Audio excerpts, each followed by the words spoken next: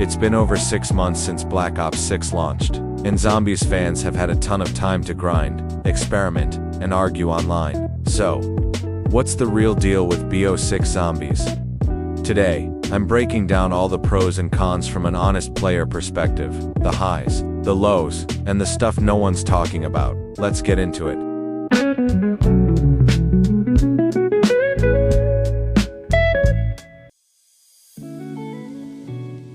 Pro 1. Liberty Falls is like a better Black Ops to Town. Liberty Falls is basically what Town should have been. Tight layout, perfect for training, and it finally has a full Easter egg with a boss fight, something Town never got. It's not mind-blowing or game-changing, but it's a solid upgrade that brings real nostalgia while giving us more to do. Pro 2. High rounding is easier than ever. Let's be clear, I'm not saying high rounding is more fun or exciting, but it is way easier now. Between the Tomb, Shattered Veil, and Liberty Falls, the Wonder weapons carry hard. Ice Staff, Ray Gun, MK2, Wonder Waff, Jet Gun. If you're set up early, pushing high rounds isn't nearly as punishing as in older titles.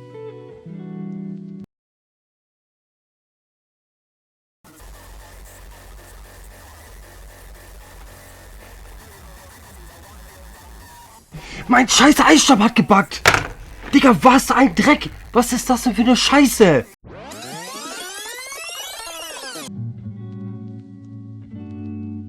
Pro 3. The boss fights in Shattered Veil, Terminus, and Citadel are actually challenging. It finally feels like Treyarch put real effort into making something difficult but fair. You've got mechanics, pressure, real teamwork needed, not just a bullet sponge tanking rounds. It's one of the few fights that reminds me of peak Black Ops 3 energy. Pro 4. Huge win for bringing back the classics. We finally got the Ice Staff, the Ray Gun Mark II, the Wonderwaff DG2, and they're not nerfed or ruined, they feel good. BO6 respects the old school weapons, and that adds a ton of replay value. Pro 5. Let's talk about one of the most important perks in Zombies. History, double tap. BO6 brought it back the right way. No weird double tap 1.0 confusion, no watered down version, just faster fire rate, more damage, and more satisfying kills. It actually feels essential again, especially for higher round setups. Pro 6. Here's something I love. You can now build ammo types AATs directly from the arsenal. That means you don't need to RNG your way through the pack-a-punch machine hoping for dead wire or cryo freeze. Just buy what you want.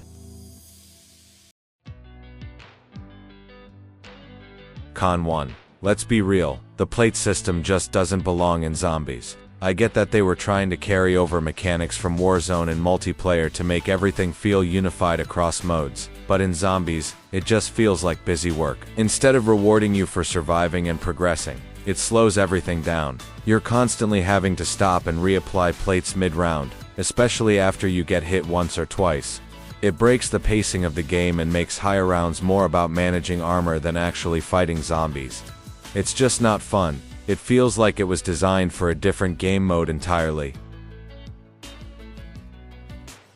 Zombies has changed a lot since the early days, that's fine.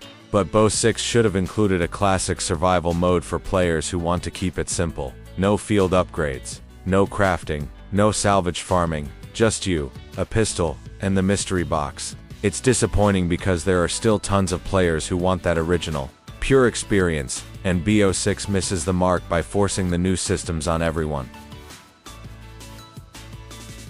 Con 3. Stuff like Ether Shroud and Frenzied Guard make the game way too easy in cope. When you combine that with powerful wonder weapons, you end up steamrolling rounds after 25 with little effort. While some players love feeling powerful, it removes challenge and reduces the tension that's core to Zombies. It can feel like you're just waiting for rounds to pass instead of really surviving. Con 4. It's tough to care about the new story when the main Ether timeline ended in BO4. BO6 doesn't really build on that in a satisfying way.